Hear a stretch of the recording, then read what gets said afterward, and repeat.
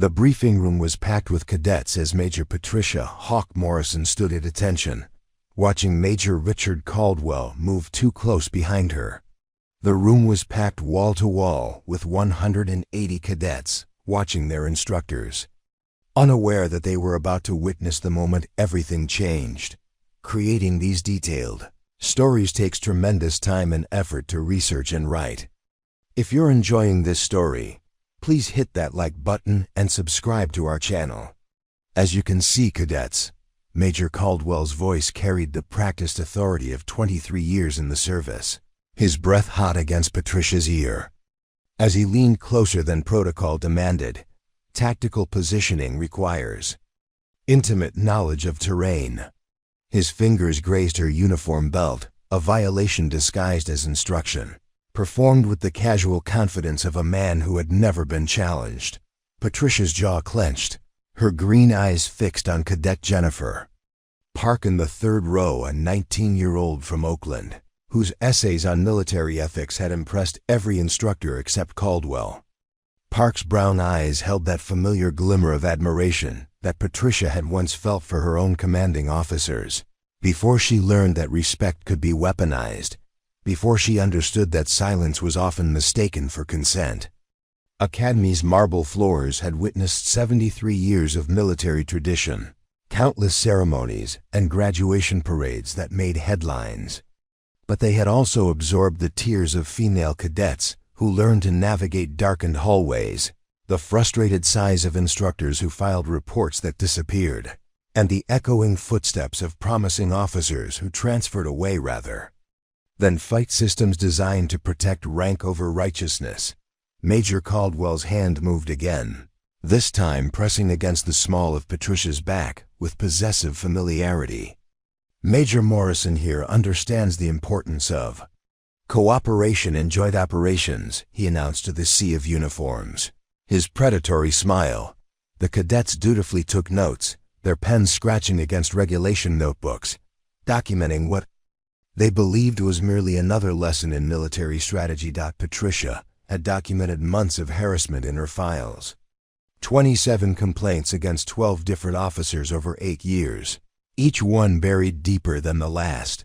Each victim told that their sacrifice served the greater good of unit cohesion. Cadet Marcus Thompson, a broad-shouldered kid from Texas whose father had been killed in Afghanistan, shifted uncomfortably in his seat. His instincts were sharp. Patricia had noticed that about him during combat training exercises. He could sense danger before it announced itself, could read the micro-expressions that others missed. His dark eyes flickered between Patricia's face and Caldwell's wandering hands, confusion clouding his features as he tried to reconcile what he was seeing with what he'd been taught to respect. The briefing room's walls displayed portraits of distinguished alumni generals and admirals who had shaped military history, their painted eyes bearing witness to this moment of reckoning. Among them hung a newer addition, Lieutenant Colonel Sarah Chun, the first female graduate to achieve command rank, whose career had been cut short not by enemy fire, but by a scandal that was sealed and classified. Patricia remembered Chun's words from their last conversation before the transfer. Sometimes the system protects itself by sacrificing the very people who make it better. Now, observe closely, Caldwell continued, his hand sliding lower, fingers tracing the curve of Patricia's hip through her pressed uniform. Effective command requires understanding your subordinates' pressure points. The innuendo hung in the air like smoke, visible only to those who had learned to see it, devastating only to those who had experienced it. Patricia's breathing remained steady, controlled, but her heart hammered against her ribcage like a caged bird. She thought of her grandmother's ring, a simple gold band that had belonged to 5 generations of strong women tucked safely in her jewelry box back in quarters. Each woman who had worn it had faced their own battles, their own moments when silence felt safer than truth. But Patricia was done with safety. Cadet Lisa Rodriguez, a brilliant strategist from Phoenix whose tactical innovations had earned recognition from the Pentagon, lowered her pen slowly. Her black hair caught the harsh light as she tilted her head, studying the scene with the analytical mind that would one day make her a formidable intelligence officer. Rodriguez understood power dynamics, had written papers on organizational behavior that impressed visiting lecturers. What she was witnessing didn't match the leadership principles they'd been taught. The silence stretched taut as piano wire. 180 young minds processing, questioning, beginning to understand that they were seeing something that would never appear in their textbooks. Patricia felt the weight of their attention, the gravity of this moment that would ripple outward through their careers, their understanding of honor, their definition of courage. Major Caldwell's confidence swelled as the cadets remained quiet, mistaking their dawning awareness for acceptance. Some lessons, he said, his grip tightening on Patricia's uniform jacket, require hands-on demonstration. His other hand reached toward her shoulder, ready to complete a violation that had been building for months, performed now with the arrogance of a man who believed his rank made him untouchable. Patricia's muscles coiled, like a spring under pressure. Every fiber of her being had been trained for combat, every instinct honed for protection and defense. But this wasn't a battlefield overseas. This was supposed to be sacred ground, a place where future leaders learned honor and integrity. As Caldwell's hand closed on her shoulder with proprietary force, Patricia realized that some battles couldn't be won through proper channels. The moment crystallized like ice forming on a winter lake, beautiful, dangerous, and inevitable. 180 cadets leaned forward in their seats, sensing something significant approaching. The portraits on the walls seemed to hold their breath. The fluorescent lights hummed their eternal song. And Patricia Morrison, daughter of decorated veterans, graduate of this same academy, dedicated instructor and protector of the next generation, made a choice that would shatter more than bones. Before she was Major Patricia Morrison, she was Patty, a 7-year-old girl in pigtails who watched her mother, Colonel Diana Morrison, prepare for deployment to Kuwait. The ritual was always the same: uniform pressed to mathematical precision, boots polished until they reflected the kitchen ceiling lights, and a final check in the hallway mirror where Diana would straighten her shoulders and transform from mother to commanding officer. "Remember, sweetheart," Diana would say, kneeling down to eye level with her daughter, "strength isn't about who hits hardest. It's about protecting people who can't protect themselves." Those words had echoed through Patricia's life like a sacred mantra, guiding her through the Naval Academy's grueling plebe year, through Ranger School's impossible challenges, and through every moment when giving up seemed easier than pushing forward. Patricia's morning routine began at 0430 hours with 50 push-ups in her Spartan quarters. The room held only essentials: a regulation bed with hospital corners that could bounce a quarter, a desk where she graded cadet papers until midnight, and photographs of her family, her father reading bedtime stories in his army dress blues, her younger brother David in his Marine dress uniform before his second tour in Iraq, and her grandmother Eleanor, who had riveted aircraft during World War II while raising 3 children alone. She showered quickly, efficiently, the way military life demanded. The hot water was a luxury she'd learned to appreciate after deployments, where clean water was more precious than ammunition. As steam fogged the mirror, Patricia would catch glimpses of scars that told the story of her service. A jagged line across her left shoulder from shrapnel in Afghanistan, burn marks on her forearms from a vehicle fire that she'd run toward instead of away from, and the thin white line along her jaw from a training accident that should have ended her career, but instead taught her that healing was just another form of battle. Her reflection revealed a woman who had never quite fit the mold others expected. At 34, Patricia carried herself with the balanced grace of someone who had learned to fight in multiple disciplines: boxing from her father, Aikido from a Japanese instructor who taught her that an opponent's strength could become their weakness, and Krav Maga from an Israeli commando who showed her that survival sometimes required absolute brutality delivered with surgical precision. Breakfast was consumed in the officers' mess, a oak-paneled room where conversations moved in. Careful diplomatic circles around topics that mattered. Patricia sat with Major James Fletcher, a soft-spoken intelligence officer whose wife had just given birth to twins, and Captain Maria Santos, a logistics specialist who ran the Academy's supply operations with clockwork efficiency. "You look tired, Hawk," Fletcher observed, using the call sign Patricia had earned during flight training when instructors noted her predatory patience in aerial combat simulations. "Everything okay?" Patricia stirred her coffee, watching the cream swirl in patterns that reminded her of tactical formations. "Just another day in paradise, Fletcher." She had perfected the art of deflection, the casual dismissal that prevented well-meaning colleagues from asking questions that might require uncomfortable answers. "Captain." Santos leaned forward, lowering her voice. "Caldwell's been making rounds again, visiting instructors' offices after hours, offering mentorship to female cadets." Her dark eyes held the weight of shared knowledge, the understanding that passed between women who had learned to navigate institutional indifference. The mention of Caldwell's name sent familiar tension through Patricia's shoulders. Richard Caldwell had been her contemporary at the Academy, a middling student who compensated for intellectual limitations with political savvy and an uncanny ability to align himself with powerful mentors.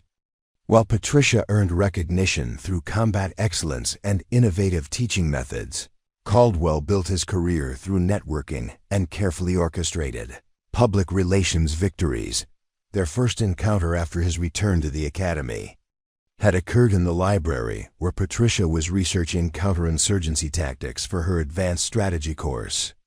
Caldwell had approached with practiced charm, his smile carrying implications that made her skin crawl. "Patricia," he'd said, standing too close, speaking too quietly, "I've been looking forward to working with you. I think we could have some very productive ... collaborations." The pattern had escalated over months, hands on shoulders during faculty meetings, comments about her appearance disguised as compliments, invitations to private dinners that she politely declined. Each incident was calculated to hover just below the threshold of actionable harassment, designed to test boundaries while maintaining plausible deniability. Patricia's afternoon classes were her sanctuary, the place where she could channel her passion for military history and strategic thinking into minds eager to learn.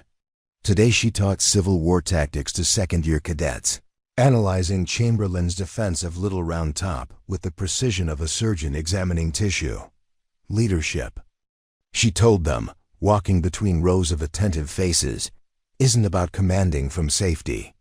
It's about standing in front of your people when the bullets start flying, making decisions when you don't have enough information, and accepting responsibility for outcomes you can't control. Cadet Jennifer Park raised her hand, her voice carrying the confidence that reminded Patricia of her younger self. "Ma'am, what do you do when following orders conflicts with doing what's right?" The question hung in the air like a challenge, and Patricia felt the weight of 180 young minds waiting for an answer that would shape their understanding of honor. That, Cadet Park, is when leadership becomes dangerous. When following the chain of command means compromising your conscience, you have to decide what kind of officer you want to be. After classes, Patricia retreated to her quarters to grade papers and prepare lessons, but her mind wandered to the locked file cabinet that held her growing collection of documentation. Each incident report was dated, witnessed, and formally submitted through proper channels. Each response had been a masterpiece of bureaucratic deflection, investigations that went nowhere, transfers that removed accusers rather than perpetrators, and promises of policy changes that never materialized. She pulled out her phone and scrolled through text, messages from former female cadets, young women who had left the service or transferred to different commands rather than continue fighting battles that seemed unwinnable. Sarah Mitchell, now a successful defense contractor, had written, I still have nightmares about the academy.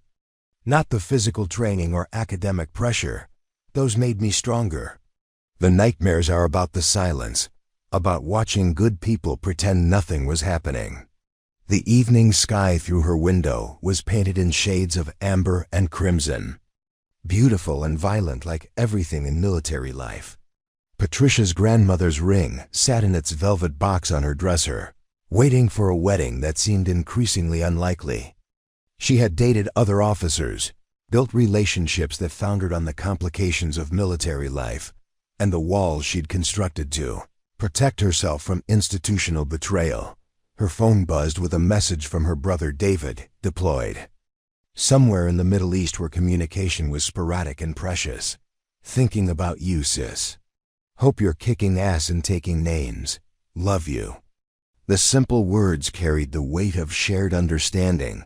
They were both warriors serving in a profession that demanded everything while promising nothing. Patricia lay in her regulation bed, staring at the ceiling where shadows danced from passing headlights. Tomorrow would bring another confrontation with Caldwell, another opportunity for him to test her boundaries in front of impressionable cadets who would carry those lessons into their own commands. She could continue filing reports, continue working through proper channels, continue hoping that someone with authority would finally act, or she could remember her mother's words. Strength isn't about who hits hardest. It's about protecting people who can't protect themselves. The Academy's morning formations had always been Patricia's favorite time. 1,000 cadets, moving in perfect synchronization. Their voices raised in unity, the promise of American military might displayed in young faces that still believed in absolute right and wrong. But as she watched from the reviewing stand, Patricia noticed the subtle fissures that outsiders missed. Female cadets who held themselves slightly apart. Male cadets who had learned to look away when their female classmates received special attention. And the institutional silence that wrapped around uncomfortable truths like fog around monuments. Major Caldwell stood 3 positions to her left on the reviewing platform. His dress uniform immaculate, his posture radiating the confidence of someone who had never faced meaningful consequences. During the national anthem, his gaze swept across the formation with predatory assessment, lingering on female cadets with the calculating attention of a hunting cat selecting prey. Magnificent sight, isn't it? He murmured to Patricia as the formation began to disperse. All that young energy, waiting to be properly guided. His emphasis on the word carried implications that made her jaw clench. But she maintained professional composure, while internally cataloging another incident for her. Growing collection of documentation. The first escalation occurred during a joint tactical exercise where Patricia was serving as an observer controller, evaluating cadet performance in simulated combat scenarios. Cadet Jennifer Park was leading her squad through a complex urban warfare simulation when Caldwell appeared beside Patricia, positioning himself closer than necessary while offering unsolicited commentary. "Park shows promise," he said, his hand finding the small of Patricia's back as if by accident. "But she needs more aggressive instruction.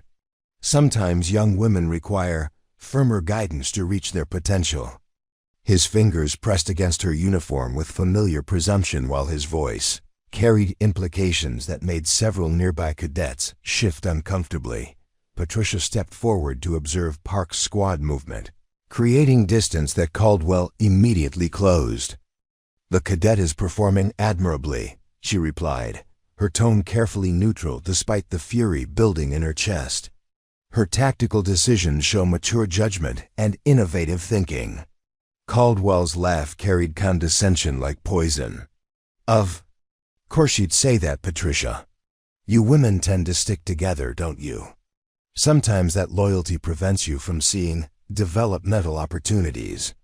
His hand moved to her shoulder, gripping with possessive familiarity, while his eyes remained fixed on the young female cadets below. The incident escalated when Colonel Harrison Barnes, the Academy's deputy commandant, approached their position to observe the exercise. Barnes was old-school military, a decorated combat veteran who commanded respect through competence rather than politics. His presence should have prompted Caldwell to maintain professional boundaries, but instead, the major seemed to view it as an opportunity to demonstrate his dominance. "Colonel Barnes," Caldwell announced without removing his hand from Patricia's shoulder, "Major Morrison and I were just discussing the unique challenges of training female cadets. Perhaps you'd like to join our ... consultation?" The invitation carried barely concealed double meaning, testing whether Barnes would participate in or challenge the inappropriate behavior. Barnes' weathered face revealed nothing, but his gray eyes measured the situation with the tactical assessment of someone who had survived multiple combat deployments. "Major Morrison," he said carefully, "I'd appreciate your professional assessment of Park Squad's performance.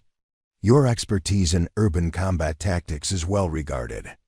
Patricia felt the weight of the moment. Barnes was offering her an opportunity to redirect the conversation while simultaneously testing whether she would address Caldwell's behavior. "Cadet Park demonstrates exceptional leadership potential," she replied, smoothly stepping away from Caldwell's grip to point toward the simulation area. Her squad coordination and adaptive decision-making suggest she excel in complex operational environments. But Caldwell wasn't finished. As they walked toward the observation bunker, he maneuvered to position himself between Patricia and Barnes, his hand again finding her back while he continued his commentary. "Patricia is being modest about her own hands-on teaching methods," he said with a smile that didn't reach his eyes. "She has a very personal approach to cadet development." The second major escalation occurred during a faculty meeting in the Academy's historic conference room, where oil paintings of famous battles witnessed discussions about curriculum changes and budget allocations. The meeting focused on new policies regarding cadet harassment reporting procedures, an irony that wasn't lost on Patricia as she watched Caldwell perform his theatrical concern for cadet welfare. "We need to ensure," Caldwell announced to the assembled faculty, "that our reporting procedures don't create unnecessary friction between instructors and cadets. Sometimes what appears to be inappropriate behavior is simply dedicated mentorship." His gaze found Patricia across the mahogany table, challenge flickering in his eyes. Major Fletcher shifted in his seat, clearly uncomfortable with the direction of the conversation. Captain Santos maintained careful neutrality, but her pen moved rapidly across her notepad, not taking meeting minutes, Patricia realized, but documenting Caldwell's words for potential future use. "I think we can all agree," Caldwell continued, his voice carrying the practiced authority of someone addressing subordinates, "that experienced officers like Major Morrison understand the importance of maintaining appropriate boundaries while still providing the personal attention that cadets require." His emphasis on personal attention was designed to blur lines while maintaining plausible innocence. Colonel Barnes interrupted with surgical precision. "Major Caldwell, are you suggesting that current harassment policies interfere with effective instruction?" The question was posed with deceptive mildness, but everyone in the room recognized it as a potential career-ending trap. Caldwell's recovery was smooth, almost admirable in its political dexterity. "Not at all, Colonel. I'm simply advocating for clear guidelines that protect both cadets and instructors. We don't want dedicated teachers like Patricia to feel constrained in their ability to provide the kind of intensive, one-on-one guidance that produces exceptional officers." Patricia felt the room's attention focus on her like a spotlight, waiting to see how she would respond to Caldwell's verbal chess move. He had positioned himself as her advocate while simultaneously implying impropriety in her teaching methods, creating a situation where any response would seem either ungrateful or defensive. "I appreciate Major Caldwell's confidence in my teaching abilities," she replied carefully, her voice carrying the controlled neutrality of someone navigating a minefield. "I believe all cadets benefit from professional instruction that maintains Clear boundaries and focuses on developing their leadership potential rather than other considerations. The third escalation occurred in the Academy Library, where Patricia was researching historical precedents for her ethics course, when Caldwell appeared at her study table without invitation. The library's marble columns and vaulted ceilings had witnessed countless scholarly discussions, but the space suddenly felt claustrophobic as Caldwell settled into the chair beside her, positioning himself closer than necessary. "Working late again, Patricia?" His voice carried false concern while his eyes scanned the research materials spread across her table. "You know, all work and no play." He let the cliché hang unfinished while his hand moved to rest on the arm of her chair, trapping her between his body and the table.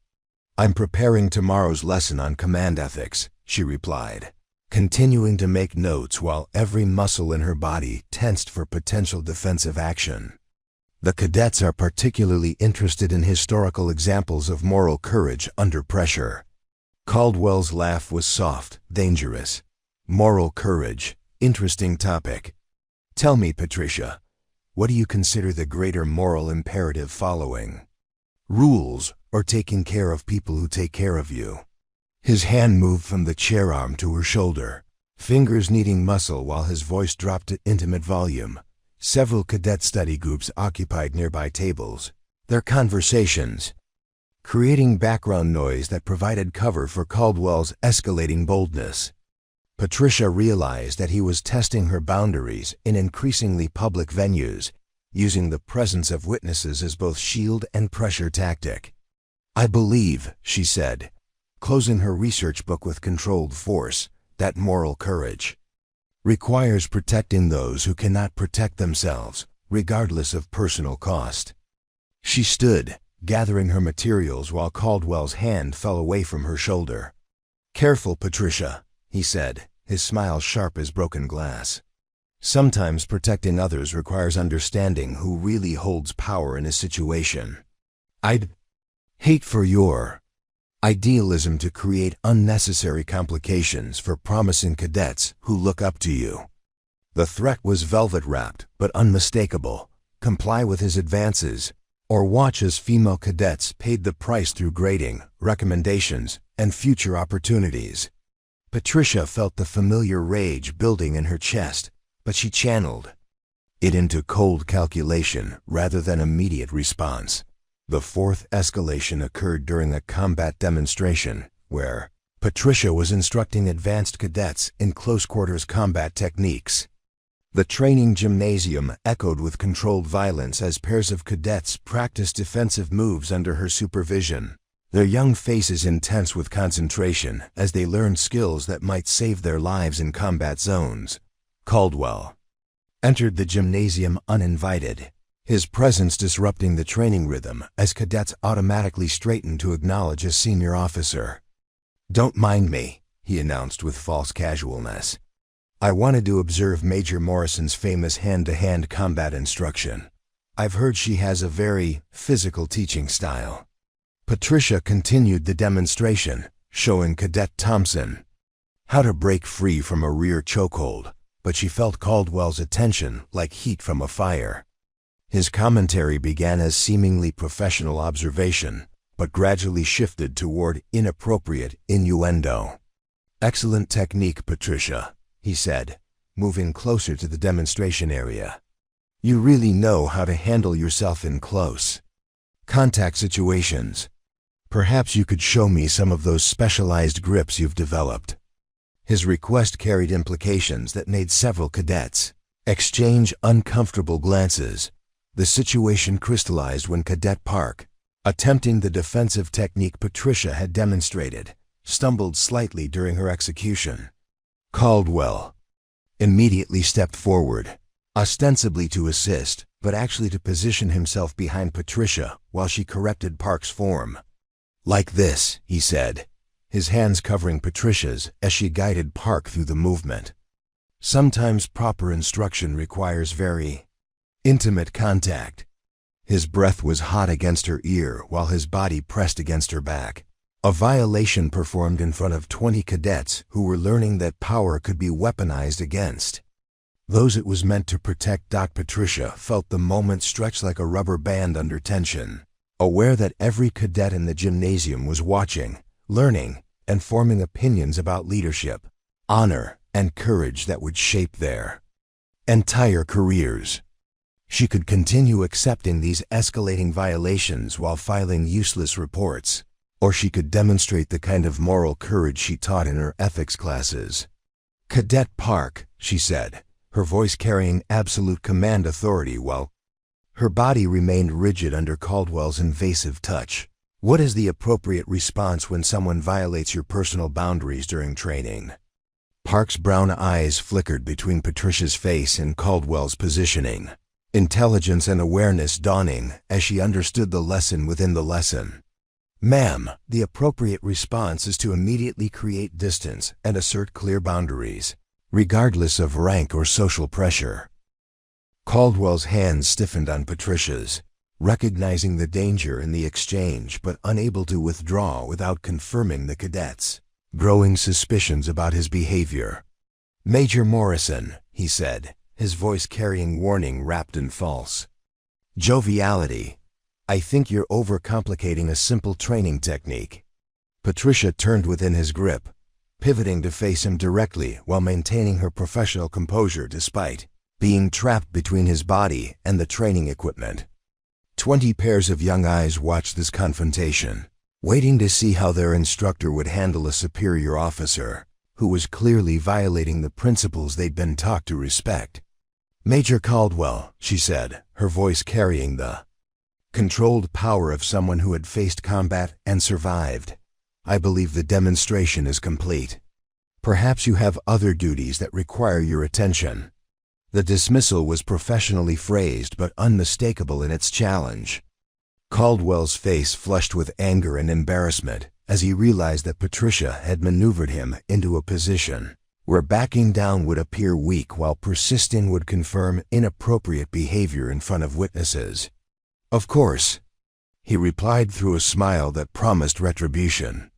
"I look forward to our next collaboration, Major Morrison. I'm sure it will be very educational for everyone involved." As he left the gymnasium, Patricia felt the weight of 20 young minds processing what they had witnessed. She had bought herself time and demonstrated resistance, but she also understood that Caldwell's escalation pattern was accelerating toward a confrontation that would test everything she believed about honor, courage, and protecting those who could not protect themselves. The briefing room's fluorescent lights cast harsh shadows across tactical maps that would soon be splattered with blood, not from enemy fire, but from the intersection of predatory power and protective fury. 180 cadets filled every seat, their notebooks ready, their young faces reflecting the trust they placed in the officers sworn to forge them into leaders. They had no way of knowing they were about to witness the moment when institutional silence shattered like glass against unbreakable moral conviction. Major Patricia Morrison stood at rigid attention beside the projection screen, her spine straight as a blade, while Major Richard Caldwell positioned himself behind the podium with theatrical authority.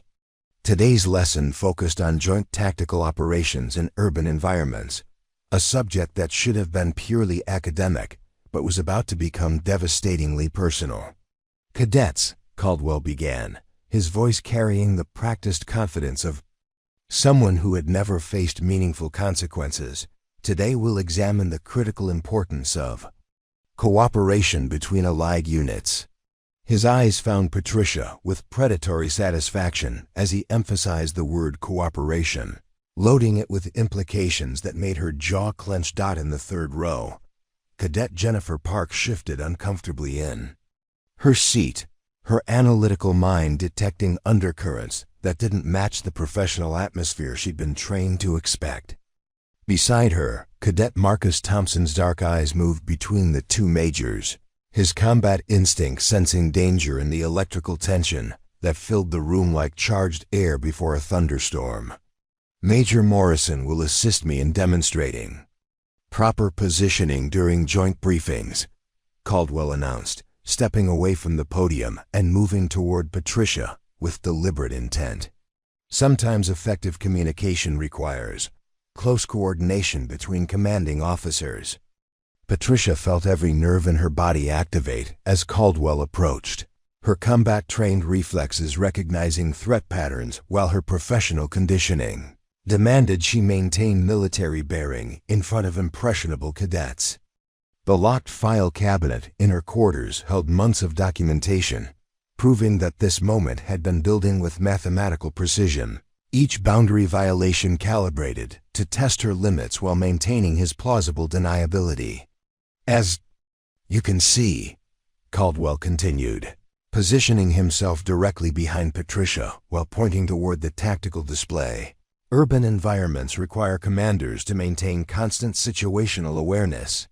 His hand settled on her hip with possessive familiarity, a violation disguised as instruction that sent ripples of shocked recognition through the assembled cadets. Captain Maria Santos, observing from the back of the room as part of her faculty duties, felt her blood freeze as she watched Caldwell's escalation play out in real time. Her own documentation of his inappropriate behavior suddenly seemed inadequate, pathetic even, compared to the brazen assault she was witnessing. Her hand moved instinctively toward her phone to begin recording, but stopped as she realized that 180 cadets were already serving as witnesses to something that would change all their lives. Notice how terrain features can provide both opportunities and vulnerabilities, Caldwell said, his other hand moving to Patricia's shoulder while his body pressed against her back. The position was unmistakably sexual, a power display performed. With the arrogance of someone who believed his rank made him untouchable, sometimes you have to get very personal with your tactical assessments. In the front row, Cadet Lisa Rodriguez felt her stomach turn as she recognized the parallels between what she was witnessing and the harassment scenarios they'd studied in ethics classes. But this wasn't a textbook case study, this was her respected instructor being violated by a superior officer while she and her classmates were forced to watch in institutionalized silence. Patricia's breathing remained controlled, but her heart hammered against her ribs like a caged animal demanding release. She thought of her grandmother's ring, waiting in its velvet box for a future that seemed increasingly unlikely as military service revealed its capacity for protecting predators while silencing victims. She thought of her mother's words about protecting those who couldn't protect themselves, and realized that in this moment, she was both protector and victim.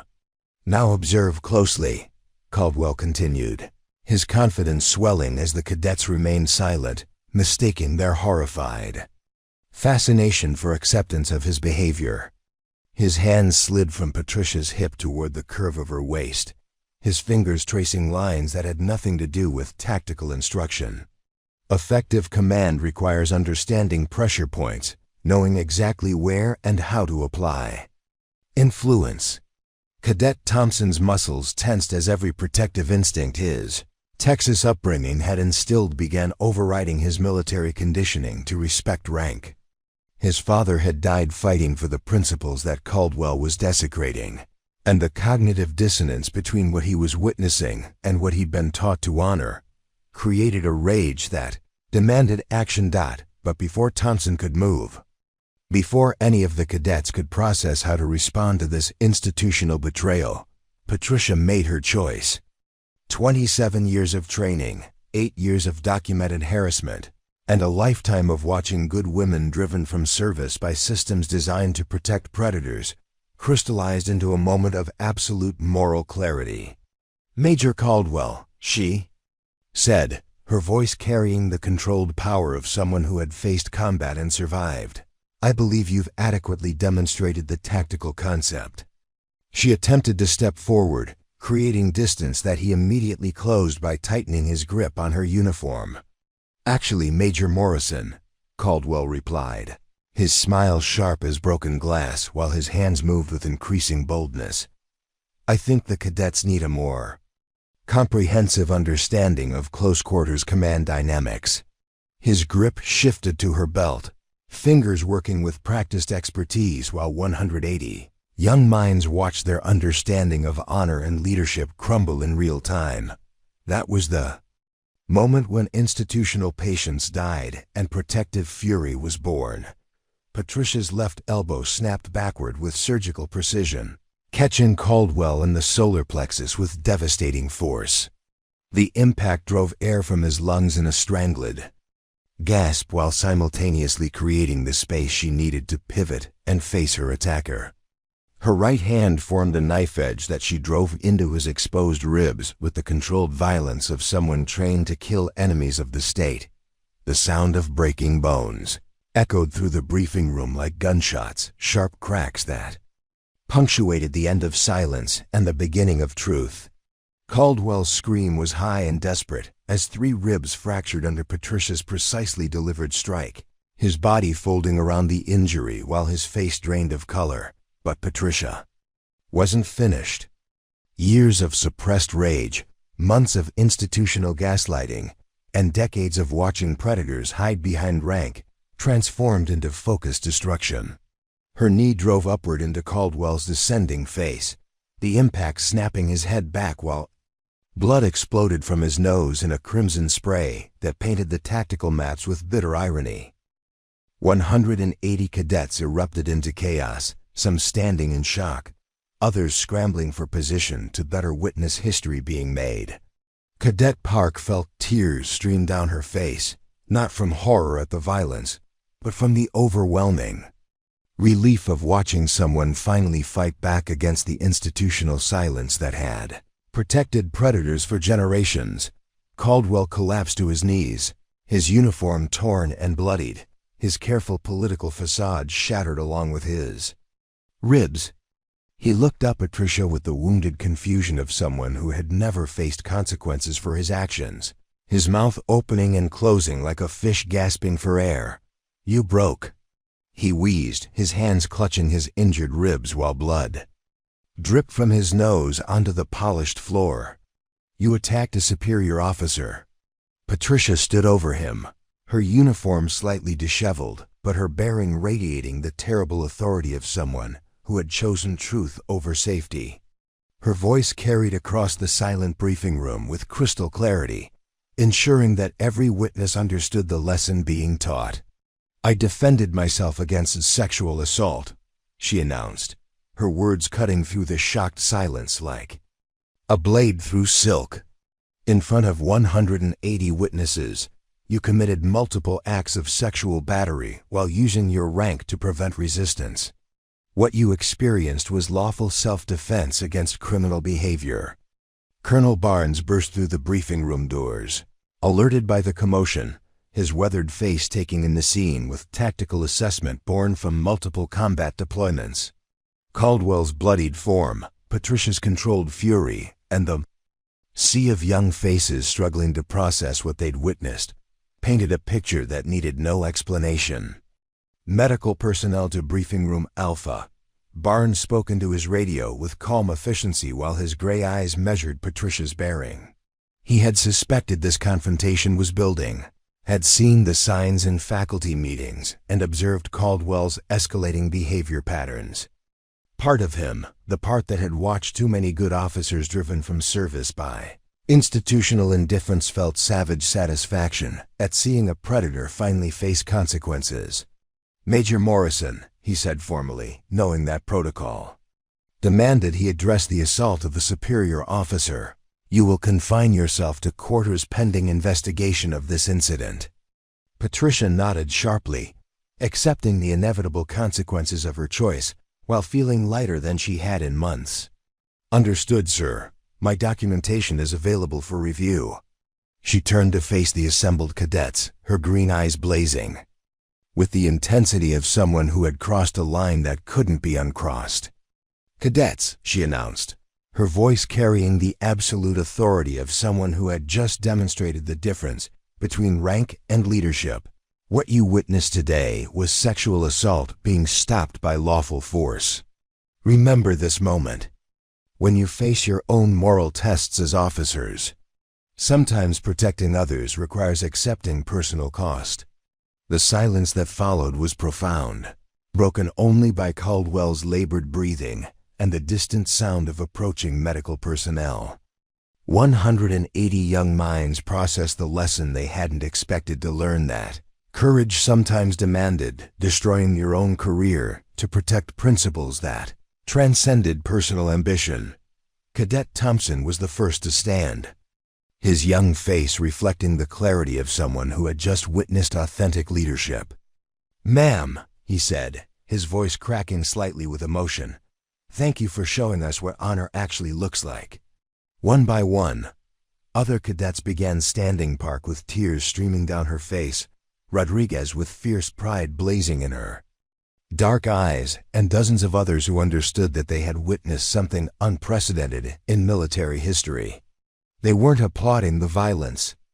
They were honoring the courage to speak truth through action when words had failed. Colonel Barnes watched the demonstration with mixed emotions, recognizing that Patricia's actions had simultaneously solved and created enormous problems for the Academy. The investigation that would follow would expose years of institutional failure, documented complaints that had been buried, and a system that had protected predators while sacrificing victims. As medical personnel arrived to treat Caldwell's injuries, Patricia gathered her materials with steady hands while planning her next actions. Her career was effectively over. No officer survived attacking a superior, regardless of justification. But as she looked at the faces of cadets who would carry this lesson into their own commands, she felt the deep satisfaction of someone who had finally chosen courage over survival. The briefing room doors closed behind her as she left to face whatever consequences awaited, but the echo of her actions would ripple through military culture for generations. Sometimes breaking bones was the only way to break silence. The Academy's disciplinary hearing room had witnessed countless career-ending moments over its 73-year history, but never before had the marble walls contained such electric tension. Patricia sat at the defendant's table in her dress blues, every ribbon and decoration a testament to service that would likely end in disgrace. While across the room, Major Richard Caldwell occupied a wheelchair, his torso wrapped in medical bandages that couldn't conceal the righteous fury burning in his eyes. General Margaret Thornfield, the Academy's first female superintendent, presided over the hearing with the gravitas of someone who understood that this moment would define not just Patricia's fate, but the future of institutional accountability within military culture. Her silver hair caught the morning light streaming through tall windows as she reviewed the stack of documents that had emerged from Patricia's locked file cabinet. 8 years of meticulously documented harassment complaints that painted a damning portrait of systemic failure. This hearing will determine whether Major Patricia Morrison's actions constitute lawful self-defense or assault upon a superior officer, General Thornfield announced, her voice carrying the weight of history. The implications of our findings will extend far beyond this room. Lieutenant Colonel James Harrison, serving as Patricia's military counsel, had initially approached the case with professional skepticism. A decorated JAG officer with 15 years of experience, he'd handled dozens of similar cases where emotional testimony collided with military hierarchy. But as he reviewed Patricia's documentation and interviewed witnesses, his skepticism transformed into something approaching awe at the thoroughness of her preparation. "General," Harrison began, standing to address the panel, "the evidence will show that Major Morrison documented a pattern of escalating sexual harassment that the chain of command failed to address through proper channels. Her actions represent the last resort of an officer sworn to protect others when institutional mechanisms prove inadequate."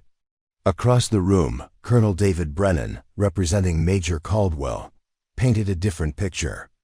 "This case is about discipline, hierarchy, and the dangerous precedent of allowing subordinates to use violence against superior officers. Major Morrison's allegations, however sincere, do not justify the brutal assault that left my client with 3 broken ribs and extensive facial injuries." The first witness called was Cadet Jennifer Park, whose 19-year-old face carried the weight of someone forced to mature beyond her years. Her testimony was delivered with clinical precision, describing Caldwell's inappropriate behavior during the briefing that had preceded Patricia's defensive actions. "Ma'am," Park testified, her voice steady despite the magnitude of the moment. Major Caldwell's conduct was clearly sexual in nature. His hands moved to areas that had no relevance to tactical instruction, and his verbal comments contained obvious double meanings. Major Morrison's attempts to create distance were repeatedly thwarted by physical restraint.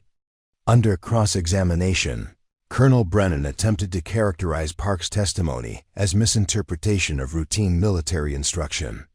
"Cadet Park, isn't it possible that what you perceived as inappropriate behavior was simply hands-on teaching? Methodology that you, as a female cadet, might have misunderstood?" Park's response revealed the steel that would one day make her a formidable officer. "Sir, I've received tactical instruction from dozens of officers over 2 years. None of them found it necessary to grip my hips, press their bodies against mine, or make comments about my physical attributes during professional duties." The distinction between instruction and assault was unmistakable. Cadet Marcus Thompson followed with testimony that illuminated the broader pattern of Caldwell's behavior. "Sir, Major Caldwell consistently treated female cadets differently than males. His comments about their appearance, his physical positioning during instruction, and his tendency to schedule private meetings with female cadets created an atmosphere that many of us found disturbing." The most devastating testimony came from Captain Maria Santos, whose position in logistics had given her unique insight into the Academy's unofficial culture. She presented a detailed analysis of transfer requests, disciplinary actions, and academic performance data that revealed a clear pattern of talented female officers leaving the Academy at disproportionate rates. "General," Santos testified, her dark eyes blazing with suppressed fury, "over the past 3 years, 17 female instructors have requested transfers from this academy. Their exit interviews consistently cited cultural incompatibility and professional development opportunities elsewhere. When examined alongside the harassment complaints filed against specific officers, a pattern emerges that suggests institutional failure to protect our people." But the most explosive testimony came from Lieutenant Colonel Sarah Chun, the former Academy instructor whose sealed disciplinary file had become the stuff of whispered legend. Chun had traveled from her current assignment in Germany specifically to testify, her presence in the hearing room like a ghost materializing to demand justice. "General Thornfield," Chun began, her voice carrying the controlled anger of someone who had been silenced for years, "I filed 14 separate complaints against Major Caldwell during my tenure here. Each complaint was investigated, reviewed, and ultimately dismissed as misunderstanding or professional disagreement. My transfer to Germany was presented as a promotion, but everyone understood it as exile for refusing to remain silent about systematic harassment." Chun's testimony included recorded conversations with Academy administrators, documented meetings where her concerns were dismissed, and a paper trail that revealed how institutional protection of Caldwell had extended to multiple victims over years of predatory behavior. The system, Chun concluded, was designed to protect the Academy's reputation rather than its people. Major Morrison did what the institution refused to do. She stopped a predator when legal channels proved inadequate. Colonel Brennan's defense strategy focused on military discipline and the dangerous precedent of allowing violence against superior officers. He called witnesses who testified to Caldwell's combat record, his contributions to military education, and his exemplary performance evaluations, a carefully constructed portrait of professional competence designed to counter allegations of predatory behavior. Major Caldwell has served this nation with distinction for over 2 decades, Brennan argued. His record speaks to a man who has dedicated his life to military excellence. The allegations against him, while serious, do not justify the savage beating he received in front of impressionable cadets who were taught that violence solves professional disputes. But the defense began crumbling when video evidence emerged from the Academy's security system. The briefing room's cameras had captured the entire incident with devastating clarity, showing Caldwell's increasingly aggressive physical contact and Patricia's repeated attempts to create professional distance before resorting to defensive force. The video played in slow motion, each frame revealing details that supported Patricia's account. Caldwell's deliberate positioning, his hands moving to areas unrelated to instruction, and Patricia's body language indicating distress and resistance before her explosive response. General Thornfield watched the footage with the expression of someone witnessing institutional failure in real time. The images contradicted every aspect of the defense's characterization of events, showing instead a predator emboldened by years of institutional protection, finally facing consequences for his actions. The hearing's emotional climax came when Patricia herself took the stand, her testimony delivered with the precision of someone who had spent months preparing for this moment. She presented her documentation methodically: incident reports, witness statements, photographs of inappropriate messages, and recorded conversations that painted a devastating portrait of systematic harassment. General, Patricia testified, her green eyes blazing with controlled fury, I exhausted every proper channel available to address Major Caldwell's behavior. I filed reports, sought counseling through chain of command, and documented every incident with photographic and written evidence. The system's response was to counsel me about professional relationships while transferring or silencing my witnesses. Her voice carried the weight of 8 years of institutional betrayal as she described the impossible choice she had faced: continue accepting escalating sexual assault while more victims suffered, or use defensive force to stop behavior that proper channels had proven unwilling to address. I chose to protect my cadets and myself when the institution proved unwilling to do so, she concluded. I accept full responsibility for that choice and its consequences. The panel's deliberation lasted 6 hours, during which the Academy's administrative machinery ground to a halt as word spread about the unprecedented nature of the hearing. Faculty members gathered in hushed groups.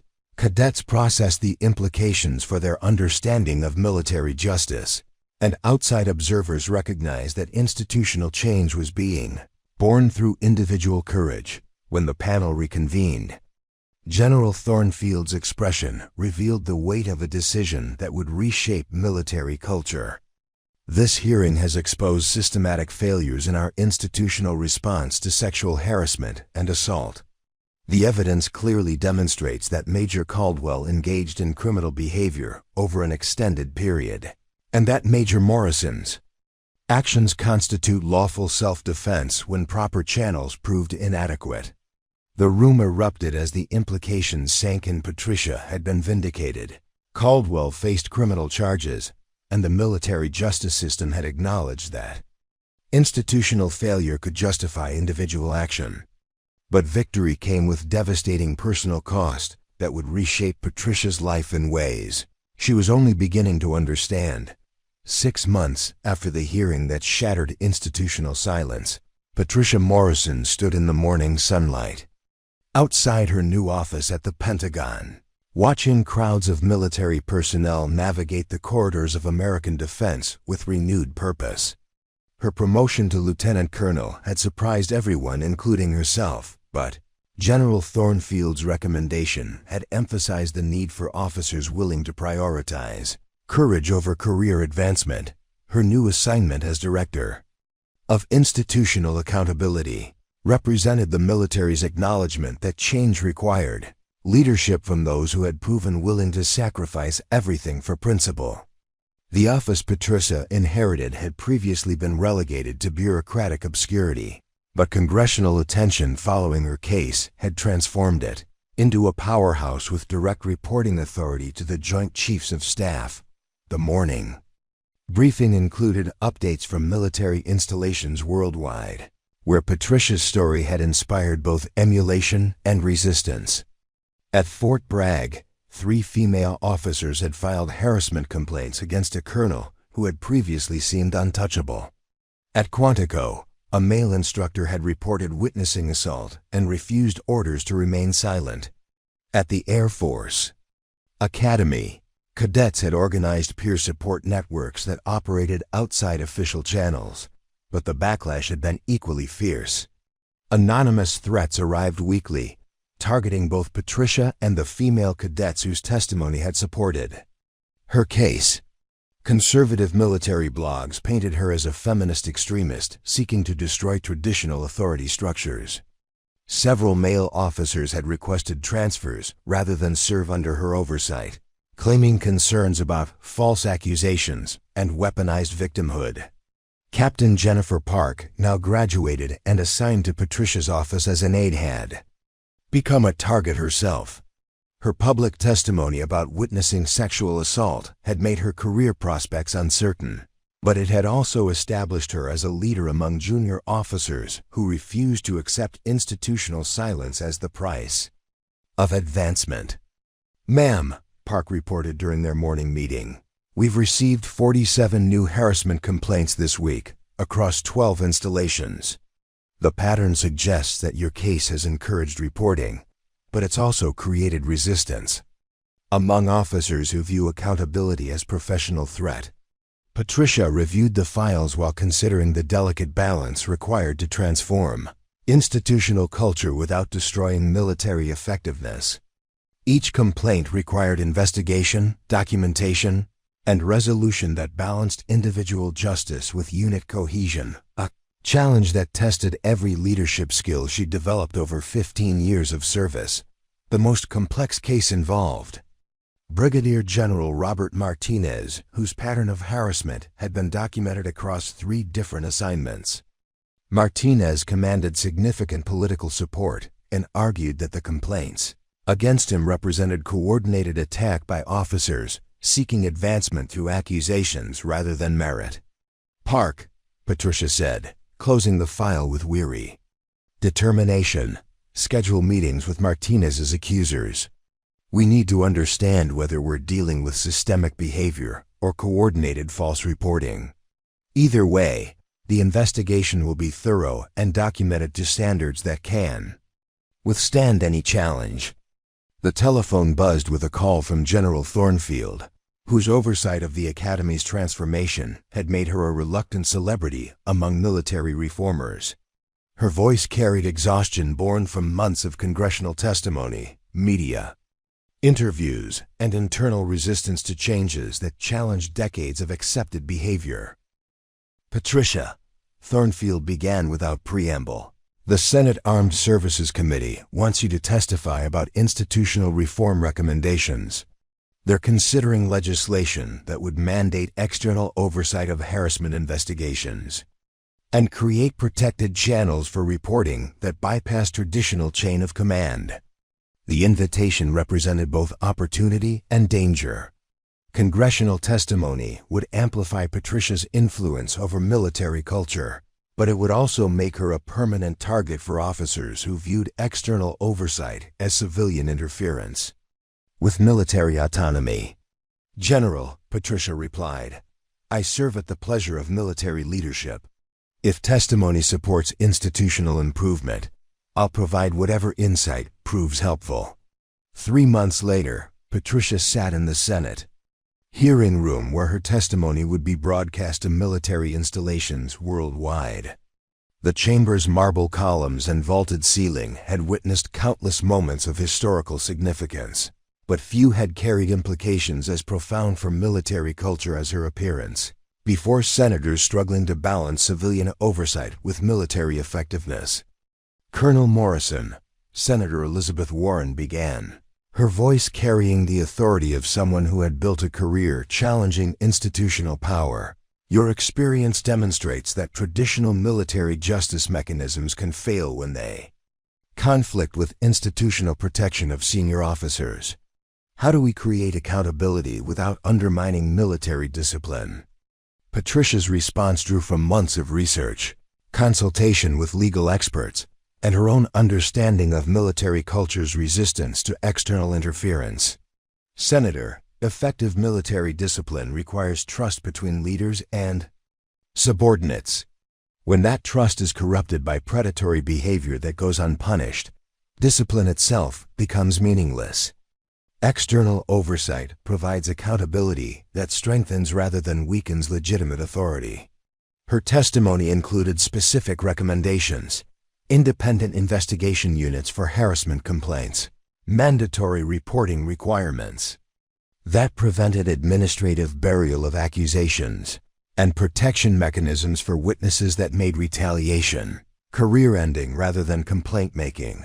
The hearing's most dramatic moment came when Senator Tom Cotton, a veteran himself, challenged Patricia's actions as undermining military hierarchy. "Colonel Morrison, regardless of provocation, you assaulted a superior officer in front of subordinates. How do we maintain discipline if we excuse violence against commanding officers?" Patricia's response revealed steel tempered by experience. "Senator, military discipline exists to protect mission accomplishment and troop welfare. When superior officers use their authority to commit criminal acts against subordinates, they forfeit the protection that rank provides. My actions demonstrated that predatory behavior has consequences when institutional mechanisms fail." The exchange generated headlines worldwide and crystallized public debate about military culture, institutional accountability, and the balance between discipline and justice. Conservative commentators accused Patricia of promoting vigilante justice, while progressive voices celebrated her courage in challenging systemic failures. 1 year after her Pentagon assignment began, Patricia received news that would reshape her understanding of her case's broader impact. Major Richard Caldwell, following medical retirement and criminal conviction for sexual assault, had died by suicide in his Virginia home, leaving behind a note that blamed his death on feminist witch hunts and political correctness destroying military tradition. The news arrived during Patricia's morning briefing, delivered by Park with the careful neutrality of someone reporting casualty statistics rather than personal tragedy. But both women understood the implications. Caldwell's death would be weaponized by those opposing institutional reform, transformed into martyrdom narrative that portrayed accountability as persecution. "Ma'am," Park said quietly, "the media is requesting statements about Caldwell's suicide. How should we respond?" Patricia stared out her Pentagon office window at the Virginia landscape where American military power had been exercised for generations, considering how individual tragedy intersected with institutional change. Caldwell's death was genuinely tragic, a man destroyed by his own behavior and inability to accept consequences. But it couldn't be allowed to reverse progress toward accountability. "We express appropriate condolences for any military family's loss while reaffirming our commitment to protecting service members from criminal behavior by their superiors," she replied. Tragedy doesn't excuse institutional failure to address systematic harassment. 2 years after the briefing room confrontation that changed military culture, Patricia stood before her old academy as the institution's new deputy superintendent for institutional development, a position created specifically to address cultural transformation. The academy's marble facade remained unchanged, but the culture within had shifted in ways both subtle and profound. Female cadet enrollment had increased by 30%, partly due to publicity surrounding Patricia's case, but mostly because prospective students believed they would receive fair treatment and professional development rather than institutional harassment. Male cadets increasingly viewed themselves as allies rather than competitors in efforts to create professional environments worthy of military ideals. Cadet Park, now Second Lieutenant Park, following her graduation, had returned to the academy. As an instructor, her position representing both personal achievement and institutional commitment to elevating officers who had demonstrated moral courage. Her first lecture to incoming cadets focused on the intersection between personal integrity and professional responsibility. Leadership, Park told the young faces arrayed before her in the same briefing room, where violence had once been necessary to stop institutional failure, requires accepting responsibility for outcomes you cannot control while refusing to accept. Behavior that contradicts principles you've sworn to uphold.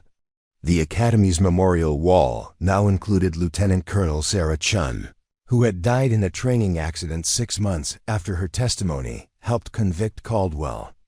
Her portrait joined those of other distinguished alumni, but her legacy lived in policy changes that prevented future victims from facing the choice between silence and exile. 5 years after breaking Caldwell's ribs to break institutional silence, Patricia received the Congressional Medal of Freedom from President Harris in a White House ceremony that celebrated civilian courage in military settings. The award citation praised her extraordinary personal sacrifice in defense of institutional integrity and protection of vulnerable service members.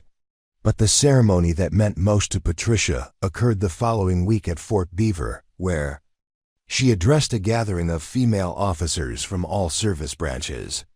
The audience included admirals and sergeants, pilots and engineers, combat veterans and academy instructors, women who had built careers in profession that still struggled to balance tradition with equality. 10 years ago, Patricia told the assembled officers, I filed my first harassment complaint through proper channels and believed that documentation would lead to accountability. I learned that institutional change requires individuals willing to sacrifice careers for principles that transcend personal ambition. The speech continued with specific recommendations for mentorship networks, reporting mechanisms, and career development strategies that empowered women to succeed without requiring them to accept harassment as professional necessity. But the most powerful moment came during the question and answer session that followed. Major Lisa Rodriguez, formerly Cadet Rodriguez, now a successful intelligence officer, stood to address her former instructor. Ma'am, your actions taught us that moral courage sometimes requires accepting consequences that destroy your original life plan while creating possibilities for others. How do we maintain that courage when facing our own impossible choices? Patricia's response drew from 5 years of congressional testimony, institutional reform, and personal reflection on the price of principled action. Rodriguez, moral courage isn't about accepting consequences. It's about refusing to let fear of consequences prevent you from protecting others. Every time you file a complaint, support a colleague, or refuse to accept inappropriate behavior, you make it easier for the next person to make the same choice. 8 years after the confrontation that ended her original military career while launching her role as institutional reformer, Patricia stood in Arlington National Cemetery at the dedication of a memorial to military personnel who had died by suicide following sexual assault and harassment. Caldwell's name appeared among the victims, a recognition that predatory behavior destroys perpetrators as well as victims, while institutional silence enables both tragedies. The memorial's inscription read, "Honor demands accountability. Courage requires action. Silence serves no one." The words reflected lessons learned through individual sacrifice and institutional transformation that continued rippling through military culture worldwide. Lieutenant Colonel Jennifer Park, now serving as Patricia's successor at the Pentagon's Office of Institutional Accountability, delivered the memorial's dedication speech to an audience that included victims' families, reform advocates, and military leaders who had learned that protecting institutional reputation required protecting institutional integrity. This memorial honors all who suffered from institutional failures while challenging us to ensure their sacrifice produces lasting change, Park announced, her voice carrying the authority of someone who had learned leadership through witnessing moral courage under impossible pressure. 10 years after breaking Major Caldwell's ribs in front of 180 cadets, Patricia Morrison retired from military service with the rank of Brigadier General and a legacy that had transformed military culture across all service branches. Her retirement ceremony at the Pentagon drew officers from installations worldwide, each representing institutional changes that traced back to one moment when protecting others required accepting devastating personal cost. But the most meaningful recognition came from those 180 cadets who had witnessed her choice and carried its lessons into their own commands.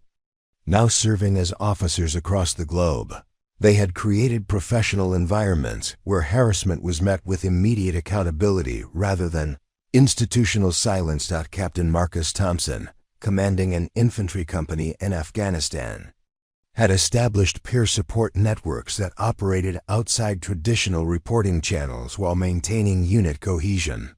Lieutenant Colonel Jennifer Park continued Patricia's work at the Pentagon, investigating cases with thoroughness that honored her mentor's documentation standards. Major Lisa Rodriguez, now serving in military intelligence, had created analytical frameworks that identified harassment patterns before they escalated to assault. Each of them carried forward the lesson that moral courage sometimes demanded destroying careers to save institutions, accepting personal sacrifice to protect principles that transcended individual ambition. They had learned that leadership required standing in front of people when bullets started flying, even when those bullets came from institutional power structures that protected predators while silencing victims.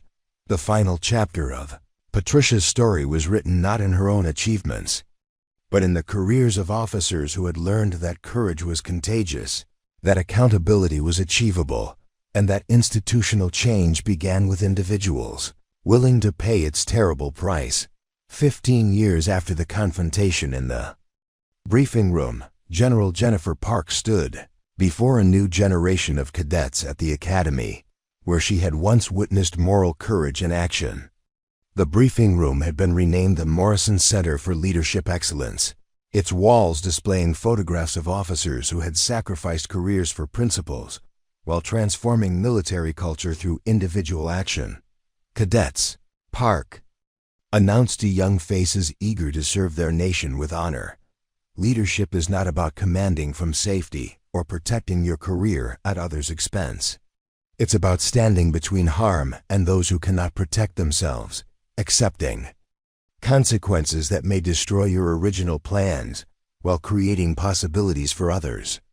The cadets took notes diligently, unaware that they were learning lessons written in broken bones and institutional transformation, paid for through careers sacrificed and legacies built on the understanding that sometimes violence was necessary to stop violence, that sometimes breaking silence required breaking more than words. Outside the Morrison Center, spring rain washed the Academy's marble steps where generations of officers had walked toward careers that would test every principle they claimed to hold sacred. Some would face their tests with courage, others with compromise, but all would carry forward the knowledge that institutional change was possible when individuals chose principles over personal preservation. The Academy's memorial wall now included Patricia Morrison's portrait, her expression reflecting the stern compassion of someone who had learned that protecting others sometimes required accepting devastating cost. The inscription beneath her photograph read simply, "She broke silence." 20 years after Major Patricia Morrison broke Major Richard Caldwell's ribs in front of 180 cadets, military culture had been transformed by institutional changes that traced back to one moment when moral courage collided with predatory power. The transformation wasn't complete cultural change measured itself in generations, rather than years, but the direction was irreversible: sexual harassment. Complaints were now investigated by independent units with authority to pursue charges regardless of rank or political connections. Witness protection programs prevented retaliation against those who reported inappropriate behavior. Congressional oversight ensured that institutional accountability took precedence over reputation management. Most importantly, a new generation of military leaders had learned that courage was not about following orders blindly, but about refusing orders that contradicted the oath to protect and defend. They had learned that institutional loyalty meant holding institutions accountable to their highest principles rather than protecting them from embarrassing truths. The story that began with violence in a briefing room had become legend, inspiring officers worldwide to choose difficult truth over comfortable lies, individual sacrifice over institutional complicity, and moral courage over career advancement. It was told in military academies and officer training schools, in Pentagon briefings and congressional hearings, wherever people gathered to discuss the price of integrity in institutions designed to protect power, but perhaps the most important audience for Patricia Morrison's story remained those who needed to hear it most. Individuals facing impossible choices between personal safety and moral courage, between career advancement and institutional accountability, between silence and truth. For them, the lesson was simple and devastating. Sometimes breaking bones was the only way to break silence. Sometimes destroying careers was necessary to save institutions. Sometimes individual courage was required to achieve collective change. And sometimes, when all proper channels failed and institutional power protected predators while silencing victims, moral courage demanded accepting consequences that would reshape not just individual lives, but the culture of service itself. The story of Major Patricia Morrison, who broke Major Richard Caldwell's ribs in front of 180 cadets, became the story of how individual courage could transform institutional culture, how personal sacrifice could protect future generations, and how moral courage could achieve change that legislation and policy could never accomplish alone. It was a story written in broken bones and institutional transformation, paid for through careers sacrificed and legacies built on the understanding that silence was never neutral, that complicity was never innocent, and that courage was always contagious when displayed with conviction.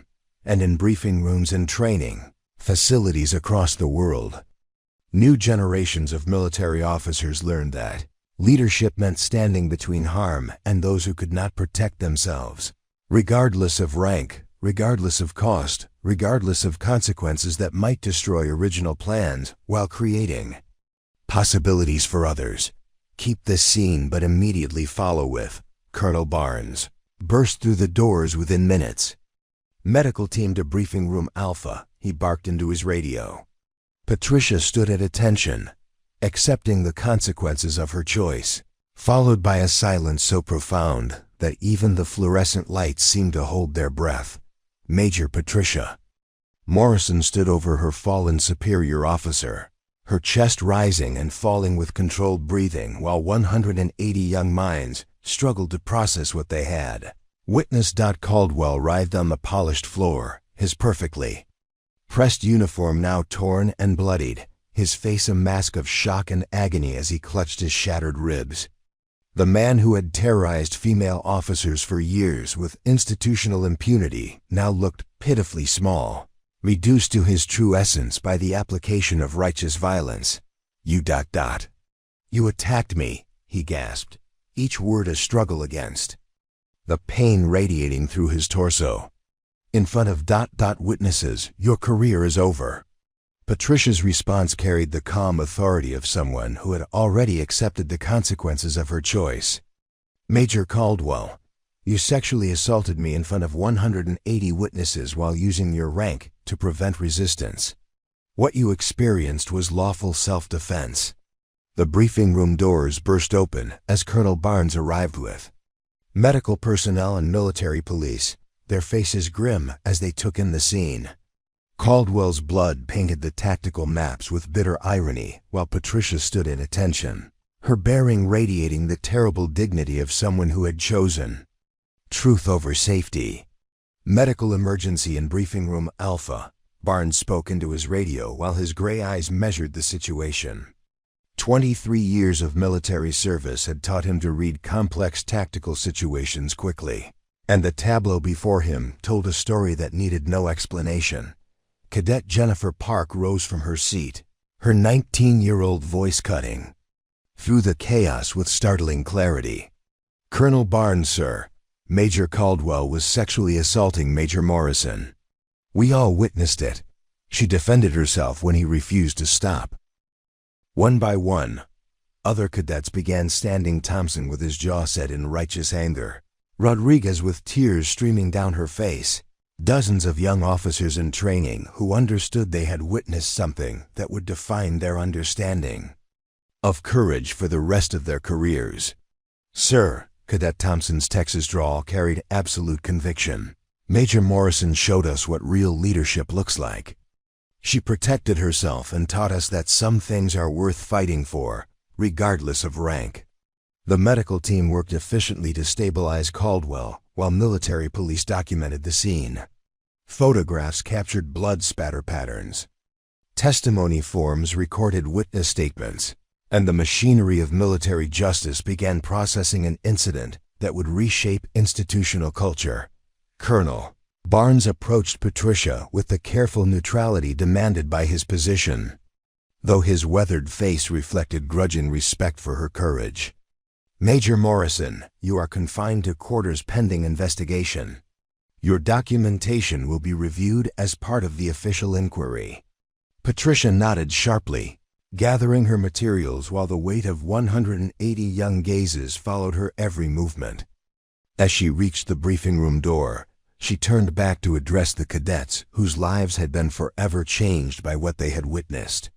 "Cadets," she announced, her voice carrying across the blood-stained room with crystal clarity, "today, you learned that moral courage sometimes requires accepting personal destruction to protect institutional integrity. Remember this lesson when you face your own impossible choices as officers." Before we continue with what happens next, this story took hours of research and writing. If you're finding it engaging, please take a moment to like this video and subscribe.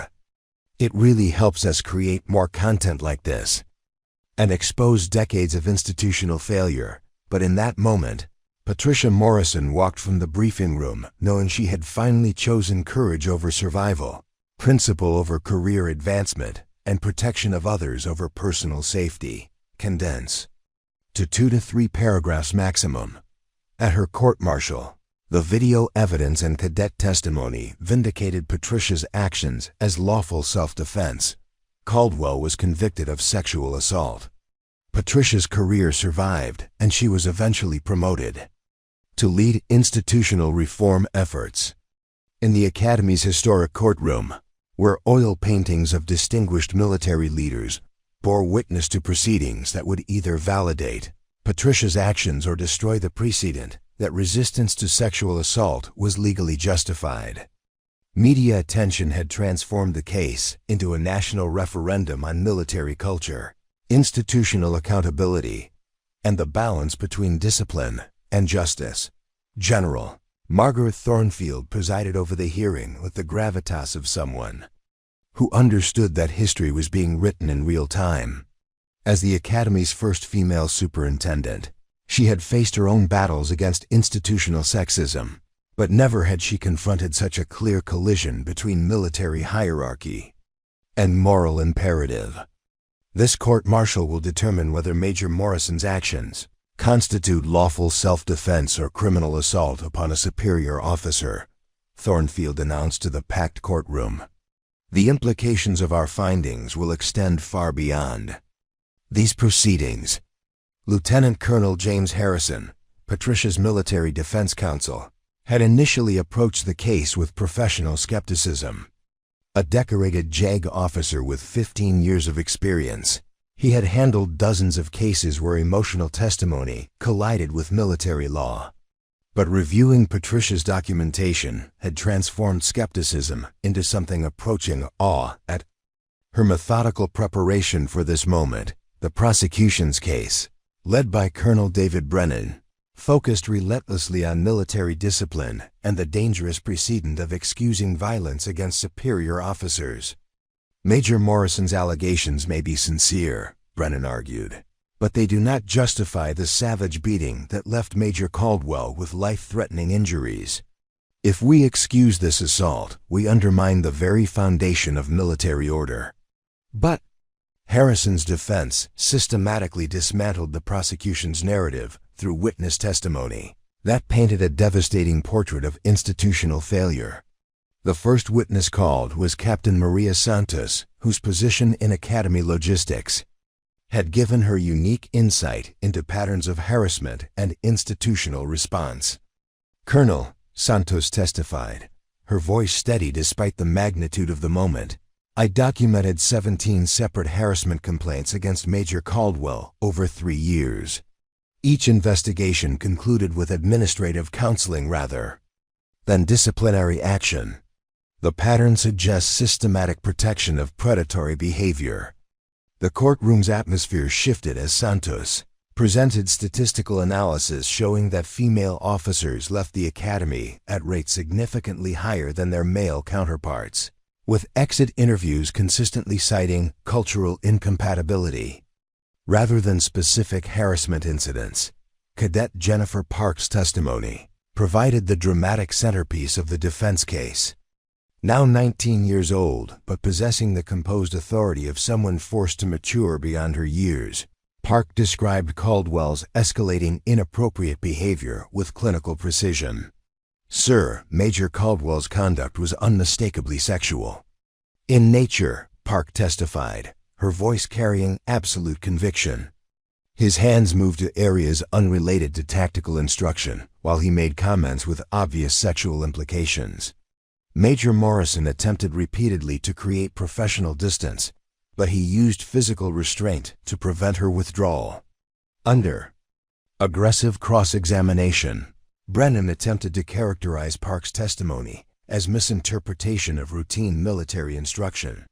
Cadet Park, isn't it possible that what you perceived as inappropriate behavior was simply hands-on teaching? Methodology that you misunderstood? Park's response revealed steel that would serve her well in future commands. Sir, I have received tactical instruction from dozens of officers during my academy tenure. None found it necessary to grip instructors' hips, press their bodies inappropriately, or make comments about physical attributes during professional duties. The distinction between instruction and assault was unmistakable. The prosecution's case began crumbling when video evidence from the Academy's security system was introduced. The briefing room cameras had captured the entire incident with devastating clarity, showing Caldwell's increasingly aggressive physical contact and Patricia's repeated attempts to maintain professional boundaries, played in slow motion. Each frame contradicted the prosecution's characterization of events. The video showed Caldwell deliberately positioning himself to make physical contact, his hands moving to areas clearly unrelated to tactical instruction, and Patricia's body language indicating distress before her defensive response. General Thornfield watched the footage with an expression of someone witnessing institutional failure in real time.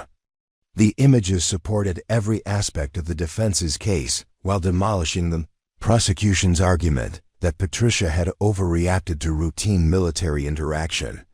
The hearing's emotional climax came when Patricia herself took the stand. Her testimony, delivered with the precision of someone who had spent months preparing for this moment.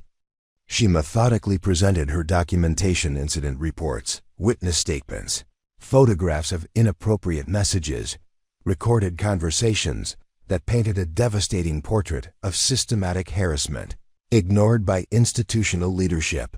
General Patricia testified, her green eyes blazing with controlled fury.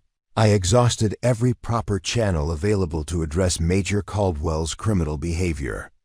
I filed formal complaints, sought guidance through chain of command, documented every incident with photographic and written evidence. The institutional response was to counsel me about professional relationships while transferring witnesses to prevent their testimony. Her voice carried 8 years of institutional betrayal as she described the impossible choice between continued victimization and defensive action. I chose to protect myself and my cadets when the institution proved unwilling to fulfill its obligation to maintain professional standards. The most devastating testimony came from Lieutenant Colonel Sarah Chun, who had traveled from Germany specifically to address the court.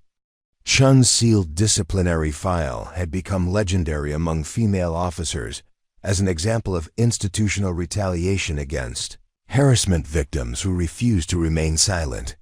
"General Thornfield," Chun began, her voice carrying controlled anger, "I filed 14 separate harassment complaints against Major Caldwell during my academy assignment.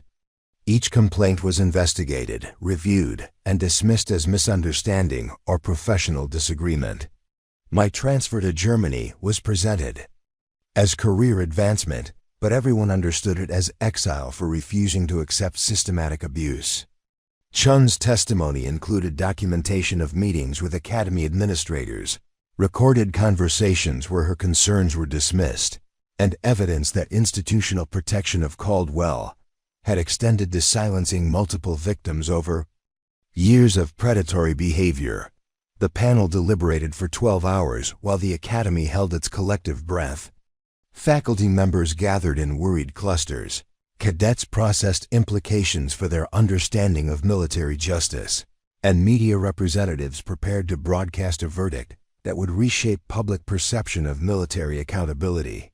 When court reconvened, General Thornfield's expression carried the weight of someone announcing historical change. "This court-martial has exposed systematic failures in institutional response to sexual harassment and assault," she began, her voice echoing through the silent courtroom. "The evidence clearly demonstrates that Major Caldwell engaged in criminal sexual assault over an extended period, while institutional mechanisms failed to provide protection or accountability. Major Morrison's actions constitute lawful self-defense when proper channels proved inadequate to address ongoing criminal behavior." The courtroom erupted as implications registered. Patricia had been vindicated. Caldwell faced criminal prosecution, and military justice had acknowledged that institutional failure could justify individual defensive action, but victory carried personal costs that would reshape Patricia's life in ways she was only beginning to understand. 6 months after her acquittal, Lieutenant Colonel Patricia Morrison stood in the Pentagon briefing room where she would spend the next phase of her career transforming military culture from within. Her promotion had surprised everyone, including herself, but General Thornfield's recommendation emphasized the military's need for leaders willing to prioritize institutional integrity over career advancement. Her new assignment as Director of Institutional Accountability represented acknowledgement that change required leadership from officers who had proven willing to sacrifice everything for principle. The position had previously existed in bureaucratic obscurity, but congressional attention following Patricia's case had transformed it into a powerhouse with direct reporting authority to senior military leadership.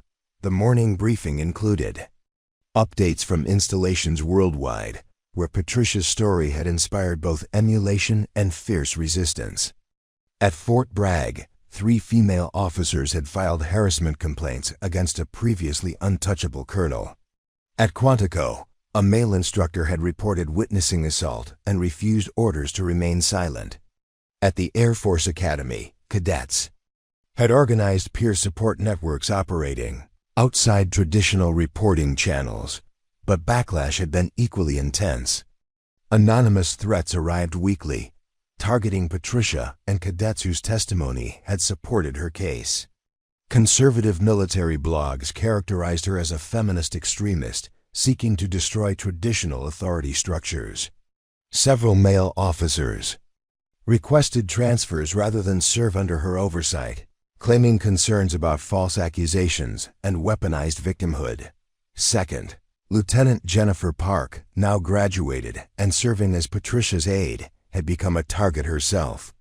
Her public testimony about witnessing sexual assault had complicated her career prospects while establishing her as a leader among junior officers refusing to accept institutional silence as advancement's price. "Ma'am," Park reported during their morning meeting, "we've received 47 new harassment complaints this week across 12 installations. The pattern suggests your case encouraged reporting while creating resistance among officers who view accountability as professional threat. Patricia reviewed files while considering the delicate balance required to transform culture without destroying effectiveness. Each complaint demanded investigation, balancing individual justice with unit cohesion, a challenge testing every leadership skill developed over 15 years of service. The most complex case involved Brigadier General Robert Martinez, whose harassment pattern had been documented across 3 assignments. Martinez commanded significant political support and argued that complaints represented coordinated attack by officers seeking advancement through accusations rather than merit. "Park," Patricia said, closing the file with weary determination. "Schedule meetings with Martinez's accusers. We need to understand whether we're addressing systematic behavior or coordinated false reporting. Either way, investigation will be thorough and documented to standards, withstanding any challenge." 3 months later, Patricia sat in the Senate Armed Services Committee hearing room, where her testimony would be broadcast to military installations worldwide. The chamber's marble columns had witnessed countless moments of historical significance, but few carried implications as profound for military culture as her appearance before senators. Balancing civilian oversight with military autonomy. Colonel Morrison, Senator Elizabeth Warren began. "Your experience demonstrates that traditional military justice mechanisms can fail when conflicting with institutional protection of senior officers. How do we create accountability without undermining military discipline?" Patricia's response drew from months researching, consulting legal experts, and understanding military culture's resistance to external interference. Senator, effective military discipline requires trust between leaders and subordinates. When that trust is corrupted by predatory behavior going unpunished, discipline itself becomes meaningless. External oversight provides accountability that strengthens rather than weakens legitimate authority. Her testimony included specific recommendations: independent investigation units for harassment complaints, mandatory reporting preventing administrative burial of accusations, and protection mechanisms making retaliation career-ending rather than complaint-filing. The hearing's most dramatic moment came when Senator Tom Cotton challenged Patricia's actions as undermining military hierarchy. "Colonel Morrison, regardless of provocation, you assaulted a superior officer in front of subordinates. How do we maintain discipline if we excuse violence against commanding officers?" Patricia's response revealed steel tempered by experience. "Senator, military discipline exists to protect mission accomplishment and troop welfare. When superior officers use authority to commit criminal acts against subordinates, they forfeit ranks protection. My actions demonstrated that predatory behavior has consequences when institutional mechanisms fail." 1 year after beginning her Pentagon assignment, Patricia received news reshaping her understanding of her case's broader impact. Major Richard Caldwell, following medical retirement and criminal conviction for sexual assault, had died by suicide in his Virginia home, leaving a note blaming his death on feminist witch hunts and political correctness, destroying military tradition. The news arrived during morning briefing, delivered by Park with careful neutrality. But both women understood implications. Caldwell's death would be weaponized by reform opponents, transformed into martyrdom narrative portraying accountability as persecution. "Ma'am," Park said quietly, "media is requesting statements about Caldwell's suicide. How should we respond?" Patricia stared through her Pentagon office window at Virginia landscape, where American military power had been exercised for generations, considering how individual tragedy intersected with institutional change. Caldwell's death was genuinely tragic, a man destroyed by his own behavior and inability to accept consequences. But it couldn't reverse progress toward accountability. "We express appropriate condolences for any military family's loss while reaffirming commitment to protecting service members from criminal behavior by superiors," she replied. Tragedy doesn't excuse institutional failure to address systematic harassment. 2 years after the briefing room confrontation that changed military culture, Patricia stood before her old academy as the institution's new deputy superintendent for institutional development, a position created specifically to address cultural transformation. The academy's marble facade remained unchanged, but internal culture had shifted in ways both subtle and profound. Female cadet enrollment had increased 30%, partly due to publicity surrounding Patricia's case, but mostly because perspective. Students believed they would receive fair treatment and professional development rather than institutional harassment. Male cadets increasingly viewed themselves as allies in efforts, creating professional environments worthy of military ideals. Now Lieutenant Park had returned as an instructor, her position representing both personal achievement and institutional commitment to elevating officers who had demonstrated moral courage. Her first lecture to incoming cadets focused on intersection between personal integrity and professional responsibility. Leadership, Park told young faces in the same briefing room where violence had once been necessary to stop institutional failure, requires accepting responsibility for outcomes. You cannot control while refusing to accept behavior contradicting principles you've sworn to uphold. The Academy's memorial wall now included Lieutenant Colonel Sarah Chun, who had died in a training accident 6 months after her testimony helped convict Caldwell. Her portrait joined other distinguished alumni, but her legacy lived in policy. Changes preventing future victims from facing choices between silence and exile. 5 years after breaking Caldwell's ribs to break institutional silence, Patricia received the Congressional Medal of Freedom from President Harris in a White House ceremony celebrating civilian courage in military settings. The citation praised her extraordinary personal sacrifice in defense of institutional integrity and protection of vulnerable service members. But the ceremony meaning most to Patricia occurred the following week at Fort Beaver, where she addressed female officers from all service branches. The audience included admirals and sergeants, pilots and engineers, combat veterans and academy instructors, women who had built careers in a profession still struggling to balance tradition with equality. 10 years ago, Patricia told assembled officers, I filed my first harassment complaint through proper channels believing documentation would lead to accountability. I learned that institutional change requires individuals willing to sacrifice careers for principles, transcending personal ambition. Major Lisa Rodriguez, formerly Cadet Rodriguez, now a successful intelligence officer, stood to address her former instructor. Ma'am, your actions taught us that moral courage sometimes requires accepting consequences, destroying your original life plan, while creating possibilities for others. How do we maintain that courage when facing our own impossible choices? Patricia's response drew from years of congressional testimony, institutional reform, and personal reflection on principled actions. Price. Rodriguez, moral courage isn't about accepting consequences. It's about refusing to let fear of consequences prevent you from protecting others. Every time you file a complaint, support a colleague, or refuse to accept inappropriate behavior, you make it easier for the next person to make the same choice.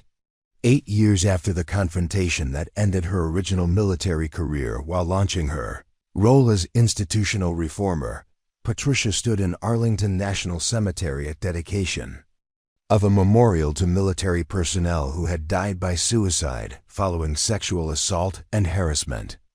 Caldwell's name appeared among victims, recognition that predatory behavior destroys perpetrators as well as victims, while institutional silence enables both tragedies. The memorial's inscription read, "Honor demands accountability. Courage requires action. Silence serves no one." The words reflected lessons learned through individual sacrifice and institutional transformation, continuing to ripple through military culture worldwide. Lieutenant Colonel Jennifer Park, now serving as Patricia's successor at the Pentagon's Office of Institutional Accountability, delivered the memorial's dedication speech to an audience including victims' families, reform advocates, and military leaders who had learned that protecting institutional reputation required protecting institutional integrity. 10 years after breaking Major Caldwell's ribs in front of 180 cadets, Brigadier General Patricia Morrison retired from military service with a legacy that had transformed military culture across all service branches. Her retirement ceremony at the Pentagon drew officers from installations worldwide, each representing institutional changes tracing back to one moment when protecting others required accepting devastating personal cost. But the most meaningful recognition came from those 180 cadets who had witnessed her choice and carried its lessons into their own commands. Now serving as officers globally, they had created professional environments where harassment met immediate accountability rather than institutional silence. Captain Marcus Thompson, commanding an infantry company in Afghanistan, had established peer support networks operating outside traditional reporting channels while maintaining unit cohesion. Colonel Jennifer Park continued Patricia's Pentagon work, investigating cases with thoroughness, honoring her mentor's documentation standards.